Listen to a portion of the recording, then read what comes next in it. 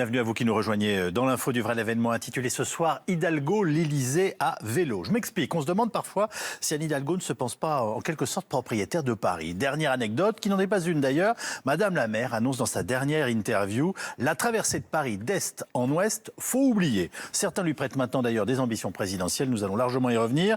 Dans un instant, l'analyse de nos spécialistes, mais tout de suite notre premier reportage avec la dernière ambition d'Anne Hidalgo. Les voitures doivent donc oublier de traverser la capitale de la France d'est en ouest. C'est vrai aussi dans l'autre sens. Stéphanie Roch, Benjamin Le Souef. Voilà, là nous sommes sur le site des abattages d'arbres. On va les compter. Il y en a 1, 2, 3, 4, 5... Elle a beau les compter et les recompter, cette militante écologiste n'en revient toujours pas. Dimanche, la mairie du 13e arrondissement a ordonné l'abattage d'une vingtaine d'arbres. La raison invoquée, la création d'une piste cyclable à double sens et d'une voie de tramway. Pour cette militante, la politique écologique de la ville est incompréhensible. Quel cycliste voudrait d'une piste cyclable qui suppose d'abattre des arbres? La végétalisation dans des bacs et des jardinières, ça ne va pas le faire en fait. En mairie, on assure que toutes les solutions ont été étudiées pour éviter de sacrifier ces platanes. Non mais je comprends que quand on abat des arbres, on se pose des questions. Surtout qu'en l'occurrence, ils ne sont pas très nombreux, mais ce sont des beaux arbres. À cet endroit-là doit passer un tramway sur pneus électrique. Ce sont des véhicules de 24 mètres de long, donc ça ne peut pas passer n'importe où. Et donc il faut refaire complètement la voirie et malheureusement abattre quelques arbres. Dans les rues de la capitale, faute de verdure, on retrouve partout ces plots jaunes qui ont poussé ces derniers mois comme des champignons. Ce sont les pistes cyclables d'après-confinement, les Corona-pistes, censées inciter les riverains à prendre leurs deux roues plutôt que les transports en commun où les risques de contamination sont plus élevés. Ah oui, c'est très chouette, il y a des nouvelles pistes cyclables donc c'est beaucoup plus facile maintenant. On est plus nombreux, ça c'est sûr. Mais après pour les automobilistes c'est peut-être beaucoup moins sympa pour eux, mais voilà. Moins sympa pour les voitures, mais aussi pour les piétons. Il y en a parfois qui ne respectent pas les feux, les signalisations, et c'est vrai que c'est désagréable pour nous piétons. Les deux roues, transport privilégié d'Anne Hidalgo, quitte à s'attirer les foudres des automobilistes. Après la piétonisation des voies sur berge, la maire de Paris enfonce le clou. La traversée de Paris d'est en ouest en voiture thermique ne peut plus se faire comme avant. C'est quelque chose qu'il faut oublier. L'année dernière encore, la rue de Rivoli était l'une des artères les plus passantes de Paris. Aujourd'hui, on ne peut l'emprunter qu'en vélo ou en transport en commun. Connue pour son effervescence, elle sonne désormais creux. Les commerçants ont déserté. Ce cafetier a vu son chiffre d'affaires diminuer de 80%. Beaucoup de gens me disent on ne peut plus venir dans Paris, on ne peut plus venir dans le centre. Et c'est pareil pour les représentants, pour les personnes qui viennent faire des travaux. Pour se faire réparer une vitre, j'ai mis 2 mois parce que le vitrier ne peut pas venir, ne peut pas se garer, ne peut rien faire. Donc c'est compliqué, très compliqué. Aux difficultés de circulation s'ajoutent les difficultés de logement. Dans la capitale, les loyers explosent et les classes moyennes sont forcées à l'exil. Donc ces bâtiments donnent sur la rue Saint-Dominique, qu'on voit donc juste au pied de cet immeuble. L'Assemblée nationale est à 150 mètres d'où nous sommes. 12 000 mètres carrés dans un bâtiment du XVIIIe siècle et dans l'un des quartiers les plus chers de Paris. Un bien rare et précieux que vient d'acheter cet homme. Il n'est pas promoteur, mais bailleur social. Son projet, transformer cet ancien bâtiment du ministère de la Défense en logements sociaux. C'est très difficile de réaliser des opérations de construction dans les arrondissements centraux de Paris, puisqu'il y a extrêmement peu de foncier disponible. Et c'est effectivement très important qu'on arrive à transformer des immeubles de cette nature. C'est une opération effectivement importante, puis à peu près aujourd'hui un peu plus de 600 logements sociaux dans le 7e arrondissement. Et donc là on en fait 254 de plus. 254 appartements avec des loyers qui défient toute concurrence.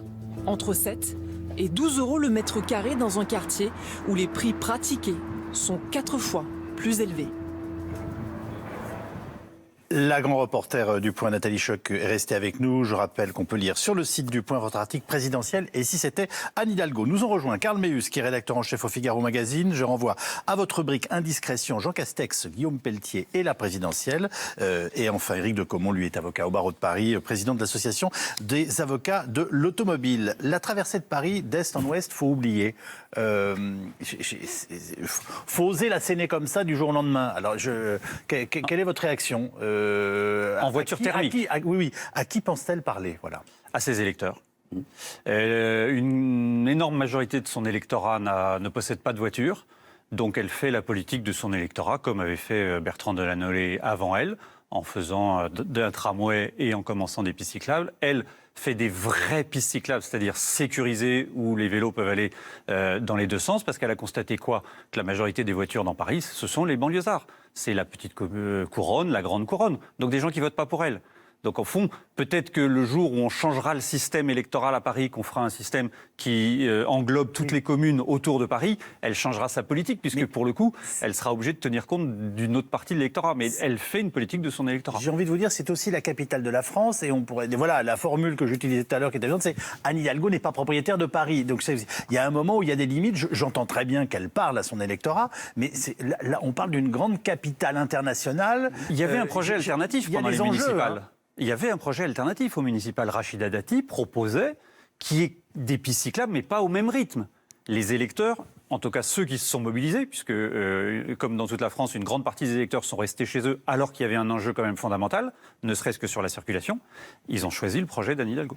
Par exemple, la rue de Rivoli, je m'arrête un instant là-dessus, la circulation qui n'est plus rue de Rivoli, elle n'a pas disparu du jour au lendemain, elle est tout simplement dans les petites rues adjacentes. Alors c'est très bien quand vous avez une école ou quoi que ce soit, enfin, voilà, ça n'est qu'un report pour l'instant, je ne sais pas quand, Nathalie Chuc. Alors c'est vrai qu'elle a beaucoup procédé, notamment dans son mandat précédent, par coup de com'. Elle choisit vraiment des opérations extrêmement emblématiques, extrêmement visibles pour marquer les esprits.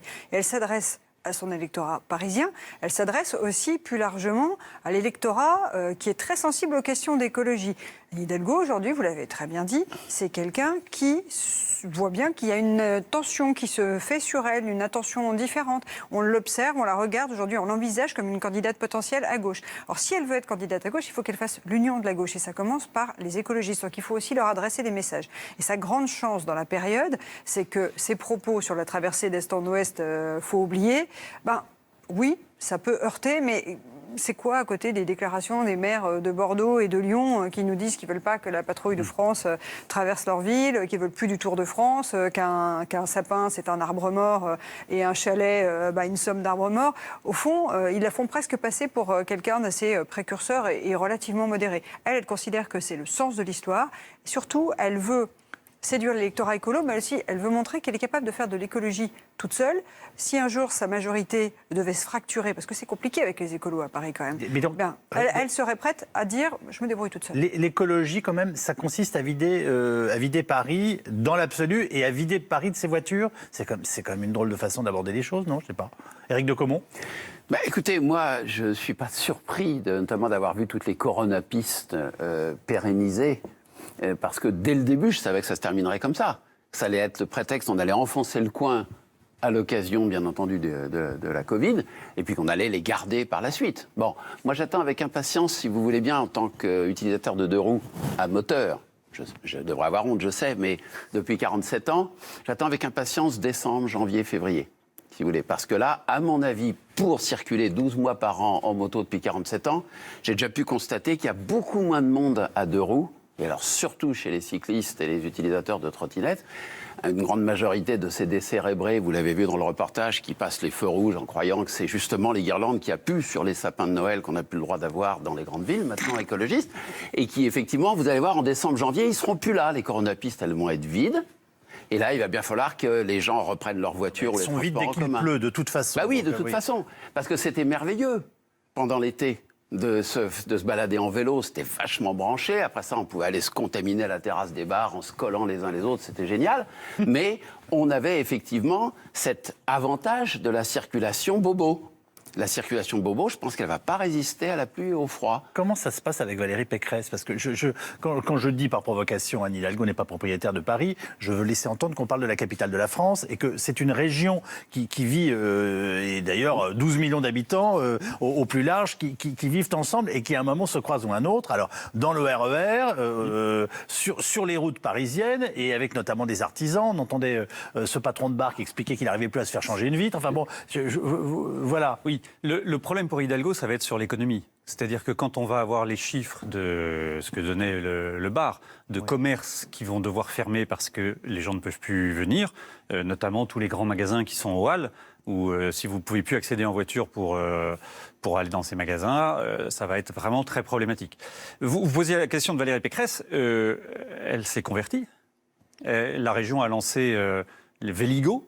Ces vélos qu'on peut louer, qui sont bien mieux d'ailleurs que les Vélib, parce que les Véligo, vous les gardez chez vous pendant 6 mois. Donc elle est obligée de s'adapter à ce que fait Anne Hidalgo, parce que de toute façon, comme l'a dit Nathalie Chuc, Anne Hidalgo trace sa route, ne prend pas le temps de concerter, parce qu'elle sait que ça sera du temps perdu, parce qu'elle sait qu'on lui mettra des bâtons dans les roues, et donc...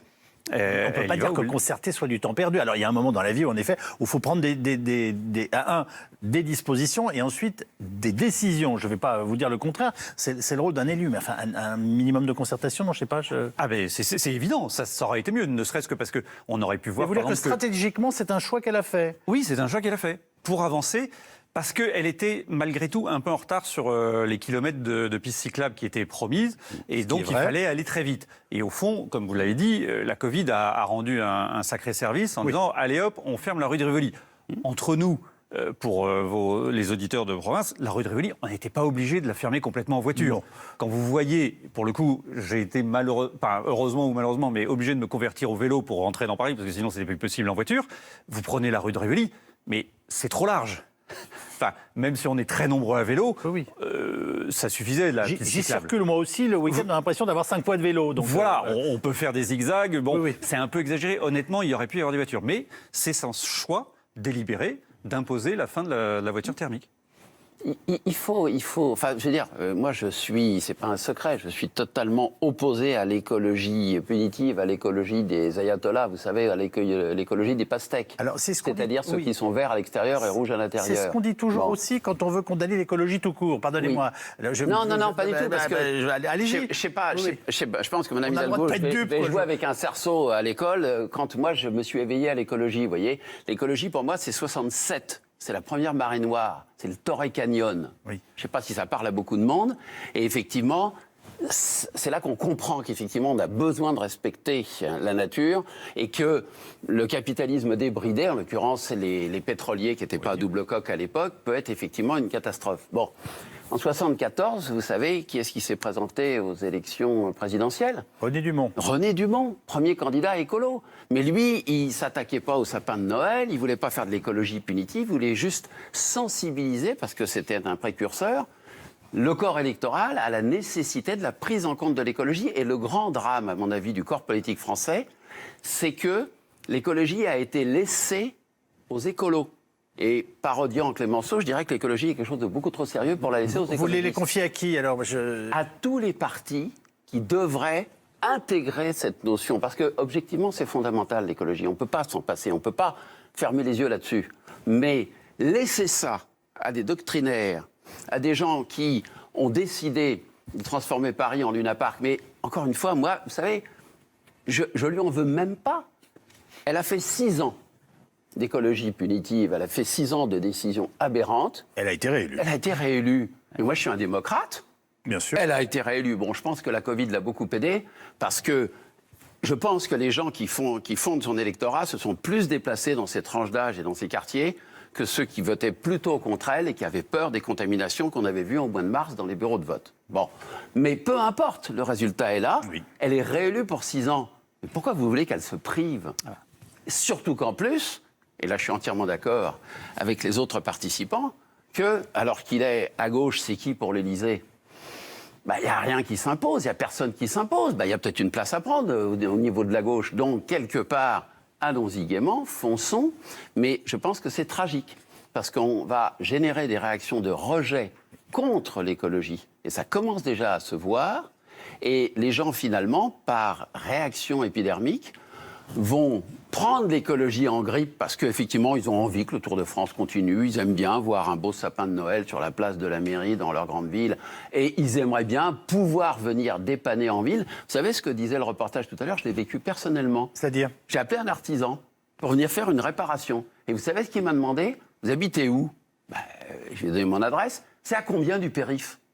Je lui ai dit, c'est à 300-400 mètres. OK, je viens. Je lui aurais dit que j'étais dans le centre de Paris. Il m'aurait dit non, monsieur. Et il me l'a confirmé. Moi, je ne viens pas si vous n'êtes pas à plus de 400-500 mètres d'une porte du périphérique. On va aborder un autre dossier chaud. Avec cette question, où en sont les finances de la ville de Paris? L'opposition se régale à mettre en avant les 6 milliards de déficit cumulés. Nicolas Herbeau.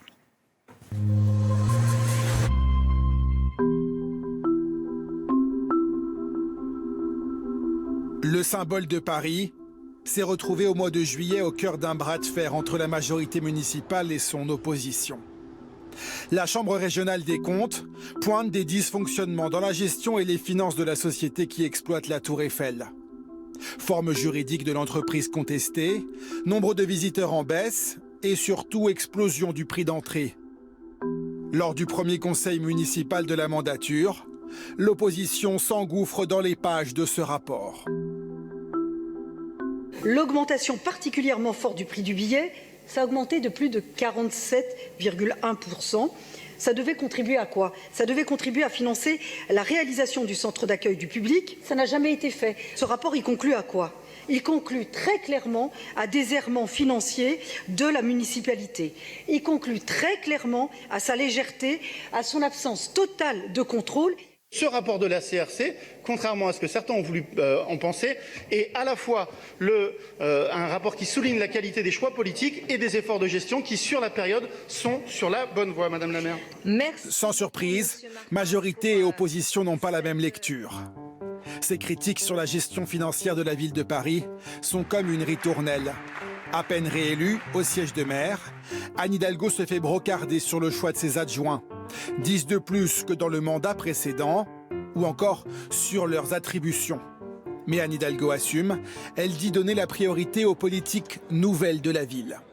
Je donnerai plus de pouvoir et de responsabilité aux maires d'arrondissement, afin que les décisions soient prises au plus près des attentes de nos concitoyens et au plus près de la ville du quart d'heure. Ce jour-là, moment de complicité entre Anne Hidalgo et Rachida Dati. Mais lors de la campagne électorale, l'ambiance était tout autre. Le camp Dati a fait campagne sur la dette de Paris, dénonçant une augmentation de 50% et le tour de passe-passe budgétaire pour la maquiller. Ce qu'on découvre, c'est que Mme Hidalgo a fait un double maquillage. D'une part, elle a transformé du logement en soi-disant logement social, en le conventionnant auprès d'organismes HLM. Et puis par ailleurs, elle s'est fait verser à l'avance 30 à 50 années de loyer par ses offices HLM. Et la Cour des comptes et la Chambre régionale des comptes ont mis en avant le fait que c'était contre tous les principes budgétaires. Et donc maintenant, c'est les Parisiens qui vont en payer les conséquences. Ce qu'il faut comprendre, c'est que cette somme, c'est pas pour nous la mettre dans la poche. C'est parce que nous avons besoin maintenant de cet argent, précisément par exemple, pour financer tous les programmes de rénovation énergétique, pour financer la transition écologique. Et donc, au lieu de contracter de la dette, nous mobilisons les moyens financiers qui sont à notre disposition pour pouvoir financer ces investissements. Et donc, pour ceux qui s'opposent à ça, qu'ils expliquent comment ils feraient. Soit ils renoncent à des investissements, soit ils iraient le chercher en augmentant les impôts. Depuis 6 mois, Paris est également frappé économiquement par la crise du coronavirus. La municipalité a débloqué 200 millions d'euros d'aides directes, auxquelles il faut ajouter les pertes de recettes, un coût supplémentaire asséné à la santé financière de la capitale. Bon, alors c'est compliqué la gestion, je dirais tout simplement financière et économique d'une ville comme Paris. Et est-ce que là, vous trouvez que voilà, il y a un aspect extravagant dans la gestion ou une sorte de tour de passe-passe très habilement, il faut dire qu'il est fort intelligent, expliqué par Emmanuel Grégoire. Oui, le tour de passe-passe a été révélé par les cours des comptes, mais oui, ça a fait l'objet dans la campagne. C'est vrai que Rachida Dati et ses équipes ont pas mal insisté là-dessus. Ça n'a pas visiblement fait bouger l'incil des électeurs qui ont continué continué enfin, en tout cas, ceux qui se sont déplacés, qui ont continué à voter pour la majorité sortante. Oui, alors parce que le mécanisme est complexe, c'est-à-dire que c'est comme une avance sur recette finalement, puisque c'est des loyers qui auraient dû être versés. Bon, bah finalement, on les prend beaucoup plus tôt que prévu et on investit. La difficulté, c'est que ça va quand même peut-être poursuivre Anne Hidalgo. C'est-à-dire que si elle a des ambitions un peu plus hautes, il y a un moment, cette question va revenir sur le tapis. Et pour gérer un État, il va falloir quand même qu'elle démontre que la gestion de la ville de Paris a été comme une bonne mère de famille. Ne me grillez pas mon prochain reportage, parce qu'on va en venir aux ambitions à gauche, notamment avec Anne Hidalgo à la présidentielle. Il y a un vrai débat ou pas au Conseil de Paris? On se pose la question, c'est-à-dire que ça semble être quand même du fleuret moucheté sur des questions qui sont quand même assez rudes. Comment voulez-vous notamment que les macronistes attaquent Anne Hidalgo sur la question de la dette de Paris au moment où on parle aux Français de valse des milliards, de plan de relance à 100 milliards, que le président de la République lui-même nous dit quoi qu'il en coûte? Ce débat, il apparaît totalement hors sol. Alors c'est sûr que ça va nous revenir en boomerang dans la figure. Et même le Fonds monétaire international maintenant qui nous demande de claquer de l'argent. Et c'est pour ça que l'argumentation d'Emmanuel Grégoire, le premier adjoint d'Hidalgo, est assez habile, parce qu'il dit en gros, on investit, on fait notre plan de relance à nous, en quelque sorte.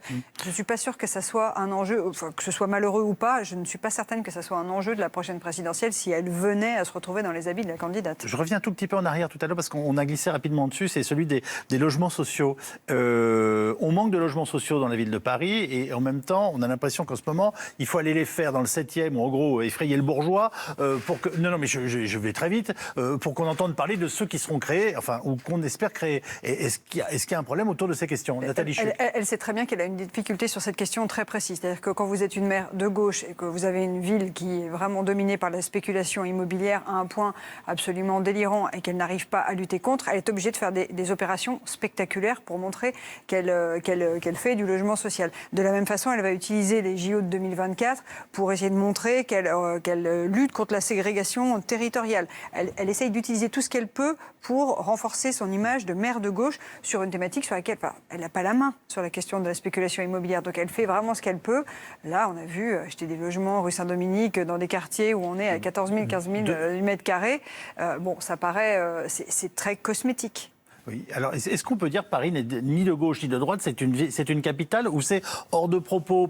Oui, alors du coup ça repose la question quand même de l'échelle à laquelle on vote pour une grande ville comme ça. Je vous laisse réagir. Vous savez, Paris est effectivement la capitale de la France, une grande métropole internationale et la capitale de l'Île-de-France, qui est quand même la première région de France en termes de population. Mais malgré tout, ça reste une ville dans laquelle les élections se font exactement comme dans les autres villes au suffrage universel, et qui est coupée de son environnement au moment des élections. Avec un drôle de scrutin quand même, avec un drôle de scrutin. Avec un drôle de scrutin, effectivement, par mairie, par arrondissement, d'accord. Mais ça reste effectivement Paris et les Parisiens qui élisent l'équipe dirigeante de Paris. Alors que ça n'a pas toujours été le cas. Vous vous rappelez qu'il y a 50 ans, Paris n'avait pas cette élection au suffrage universel de cette façon-là.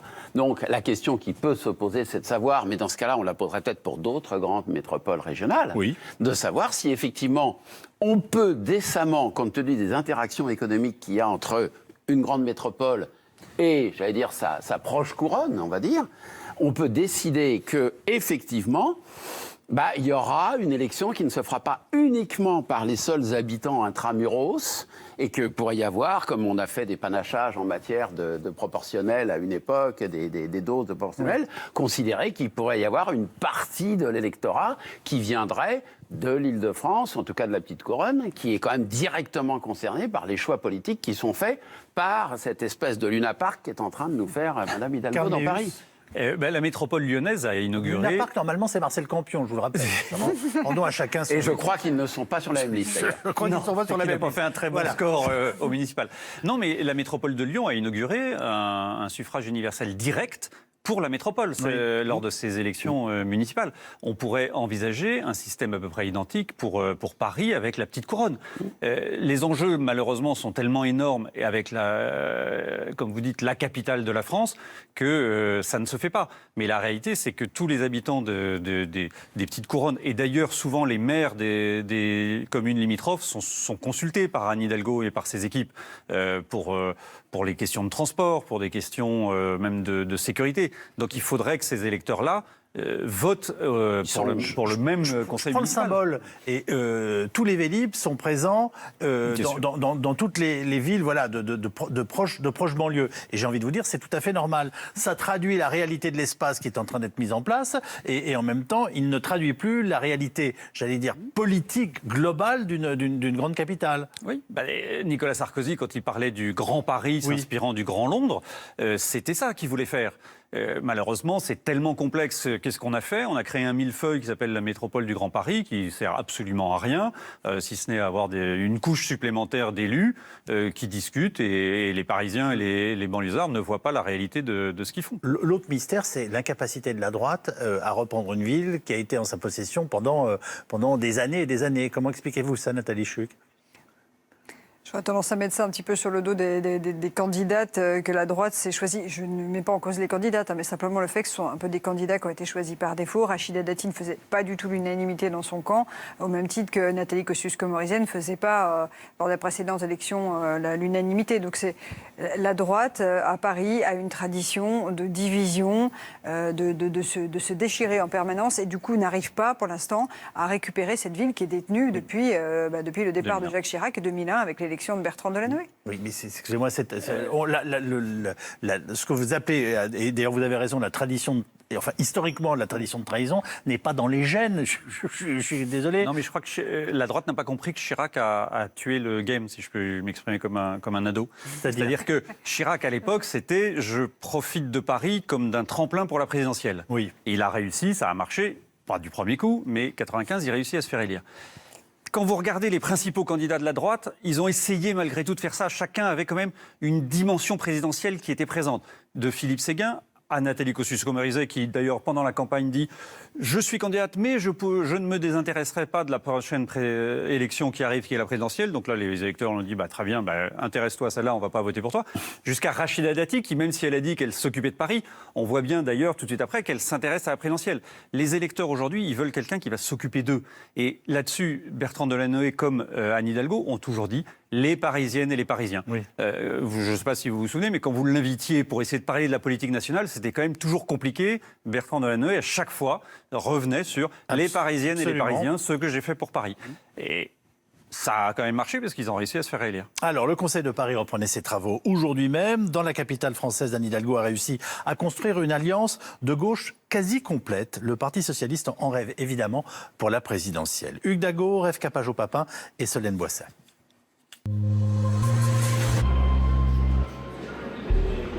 Dossier sous le bras, Anne Hidalgo a fait sa rentrée ce matin au Conseil de Paris.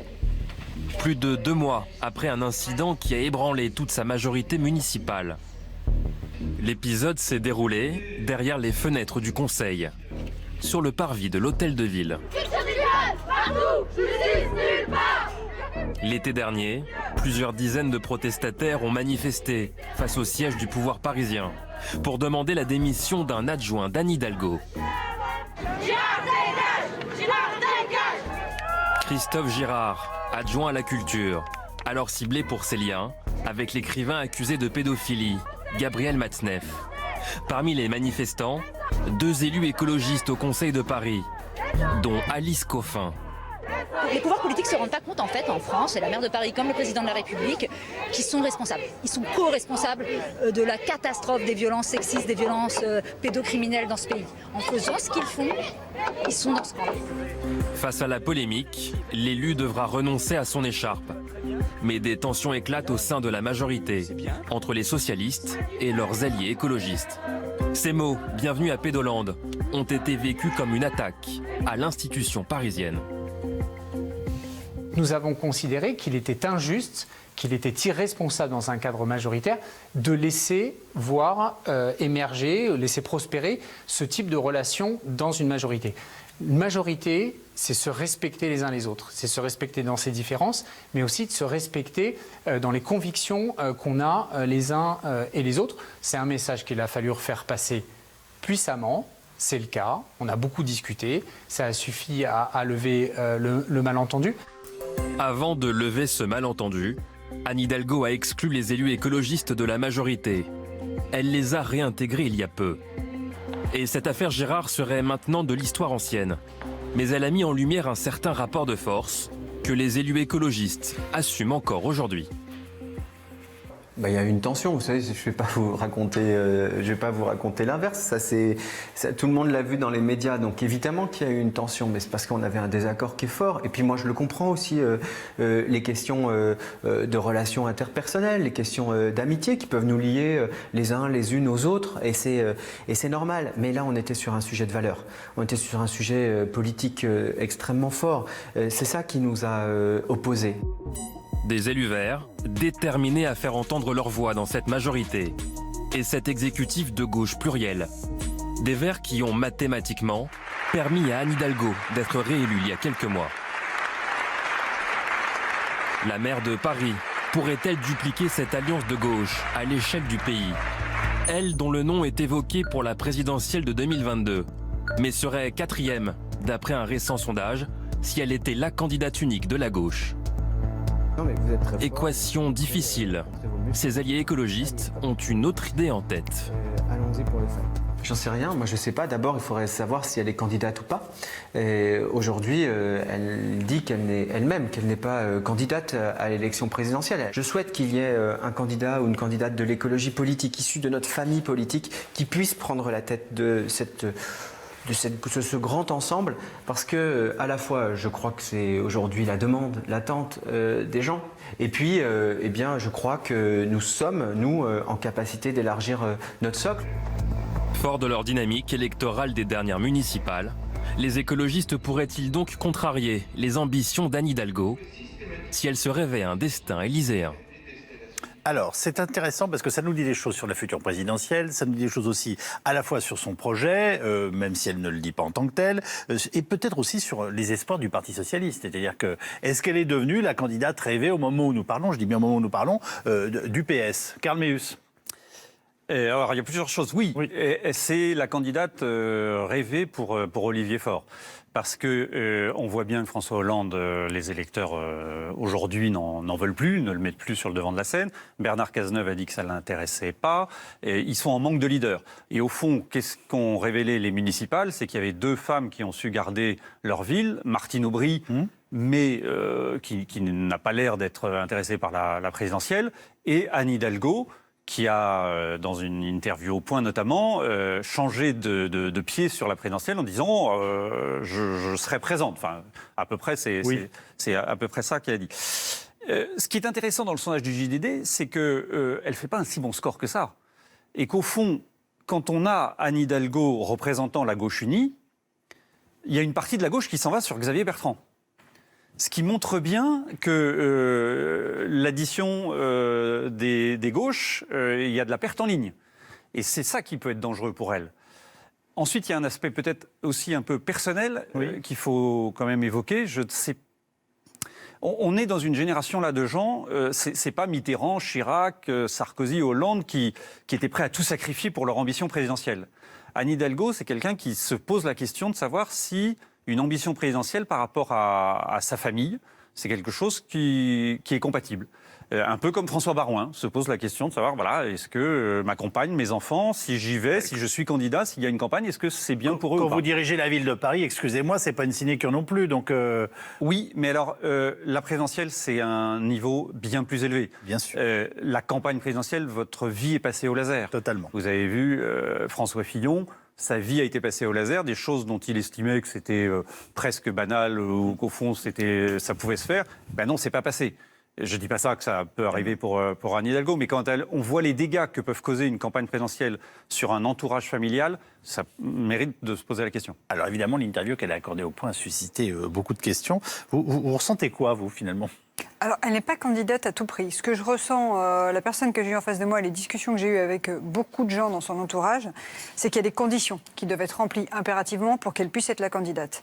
L'idée, c'est de regarder au moment des régionales si la gauche a été capable, sur ce scrutin, de faire l'unité et de se mettre derrière un seul candidat.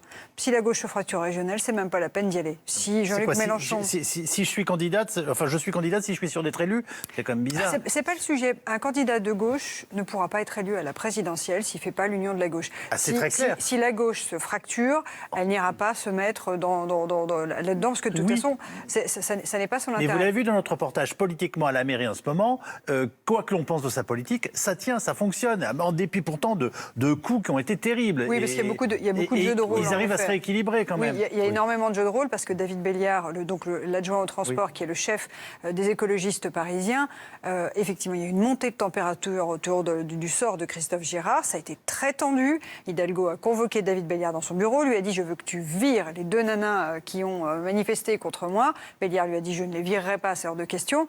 Ils ont resté sur un désaccord, mais ils ont un avenir commun potentiellement. Béliard, c'est très bien, au moment où il a décidé de la soutenir pour la mairie de Paris, il l'a fait en toute connaissance de cause, en disant « Si jamais un jour tu es candidate à la présidentielle, j'aurais été ton premier soutien ».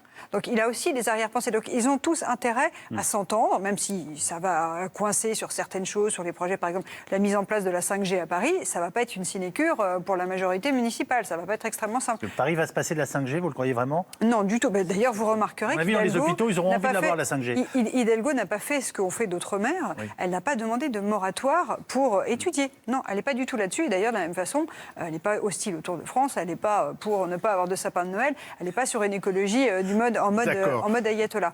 Mais donc il y a plusieurs conditions à remplir. Elle a plutôt basculé dans sa tête sur si les conditions sont réunies, j'irai, mais elle n'ira pas au casse-pipe, certainement pas. La ligne de départ, c'est vraiment les régionales. Et il faut aussi qu'il y ait des sondages qui montrent qu'elle peut être potentiellement en situation. C'est un peu tôt encore.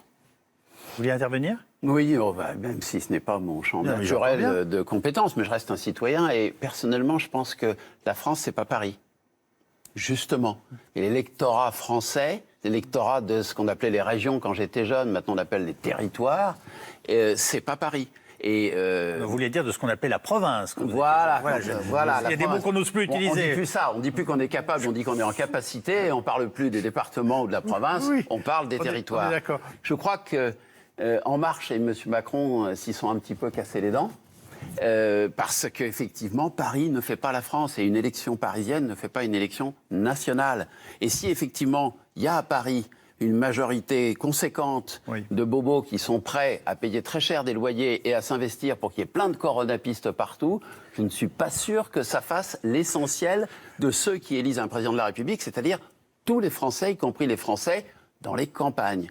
Et franchement, je suis assez d'accord, je crois qu'elle va y réfléchir beaucoup et que quand on voit qu'on est avec une gauche unie à 13%, ça ne donne pas forcément envie d'y aller. Et je ne sais pas qui d'ailleurs aura vraiment envie d'y aller. Mais à mon avis, un maire de Paris marqué comme ça, je ne suis pas sûr que ce soit la meilleure chance de la gauche. Plus sérieusement, avant de nous séparer, la vraie question, c'est, Dieu sait si j'aime les musées, mais est-ce qu'on est effectivement en train de transformer Paris en ville-musée, au sens le plus péjoratif du terme, ce qui n'a rien à voir avec les musées eux-mêmes. Vous avez bien compris le sens de ma question. Karl Meus. Oui, mais pour rebondir par rapport à ce qu'on disait tout à l'heure, Paris n'est pas congestionné aujourd'hui par les embouteillages parce qu'il n'y a pas les cars de tourisme. À propos de musées, le jour où les cars de tourisme vont revenir, là, on verra vraiment la complexité sur l'ensemble des carrefours. Quand vous avez plusieurs bus de touristes qui vont se mettre au milieu après avoir grillé le feu rouge parce qu'ils voulaient passer et qu'on ne pourra plus circuler, ça sera compliqué. Le risque pour Anne Hidalgo, c'est je préfère les touristes parce que les touristes, ça crée pas d'ennui. Ça ne demande pas des écoles, ça ne demande pas des crèches, ça ne demande pas... vous voyez, ça donne de l'argent. Ça aimerait bien un peu de sécurité. Oui, mais alors ça, elle va vous dire, la sécurité, c'est le ministère de l'Intérieur. Mais dans les quartiers qu'ils visitent, la sécurité, pour l'instant, ça va, à part les vols à la tire. Mais voilà, les touristes et les bobos qui continuent à voter pour elle parce qu'il n'y a pas une offre alternative. Nathalie Chuc ? Petite anecdote assez amusante, on parlait d'est-ce qu'elle a des chances ou pas. Quoi qu'elle fasse, quel que soit son bilan, c'est sûr qu'elle sera regardée sur son bilan. Emmanuel Macron prend quand même sa candidature au sérieux. C'est-à-dire qu'avant, il ne la regardait pas, il ne la considérait pas. Et très récemment, les ministres, parce que sur la gestion de la crise coronavirus et sur la décision très précise de fermer les bars et potentiellement les restaurants à Paris, elle était très hostile. Elle n'a pas eu le même comportement que la maire de Marseille, Michèle Rubirola, alors qu'elle était à peu près sur la même ligne, mais elle a été très républicaine. Donc elle joue plutôt bien sa partition. Et Macron la prend très au sérieux. Et ces derniers temps, les ministres qui avaient la tentation de dire publiquement qu'elle avait plutôt été républicaine dans la gestion du Covid ont été priés de la boucler pour ne pas lui tresser des couronnes de louanges. En gros, c'est la femme à abattre. Donc c'est à ce stade-là, du point de vue de l'Élysée. Ils s'en méfient. Ils s'en méfient. S'ils peuvent la canarder un peu, ils ne se privent pas. Sur qui d'autres peuvent-ils tirer? Excusez-moi de vous dire que c'est effectivement, M. Macron, je pense que personne ne dit le contraire, il rêve d'un second tour modèle habituel, c'est-à-dire contre Mme Le Pen qui fera son dernier galop, nous a-t-elle dit à cette occasion-là. Il pense qu'il est élu d'avance dans ces cas-là. Donc lui, ce qu'il ne voudrait surtout pas, c'est qu'éventuellement il y ait un second tour, et il y a quand même une part d'électorat très commun entre les deux, qu'effectivement il y ait un second tour Hidalgo-Le Pen. Et ça, je pense que M. Macron a des raisons de se méfier d'abord d'un candidat potentiel à gauche, je ne sais pas si ça sera celle-là, plutôt que des candidats de droite, parce que c'est pas ça qu'il a besoin de prendre à Mme Le Pen. Alors, vous n'êtes pas encore éditorialiste au Figaro Magazine, mais vous voyez Carl-Méus approuvé avec la tête. L'analyse est la bonne? Oui, sauf sur la droite. C'est-à-dire que Emmanuel Macron veut surtout pas qu'il y ait un candidat à sa gauche et à sa droite. Donc tout son quinquennat a pour un seul objectif, a pour objectif politique de fracturer le Parti socialiste et les Républicains. Parce que si émerge un candidat sur ces deux franges-là, ou sur même une seule, il peut créer une alternative à Emmanuel Macron. Or, on voit bien aujourd'hui qu'Emmanuel Macron a gardé son socle, mais il a besoin de récupérer une autre partie d'électorat. Aujourd'hui, il vise plutôt celui de droite. Donc Xavier Bertrand est devenu mais c'est une cible. Mais une cible. Tout candidat qui va émerger, que ce soit Xavier Bertrand ou que ce soit Anne Hidalgo, sera une cible, c'est évident. Bon, mais ils sont armés pour le faire? Vous comprenez ce que je veux dire? Est-ce qu'ils sont politiquement armés? C'est-à-dire, est-ce qu'ils sont capables de faire des propositions et sur une partie, alors on va dire du centre-gauche et sur une partie du centre-droite pour continuer à essayer d'espérer une réélection du président de la République?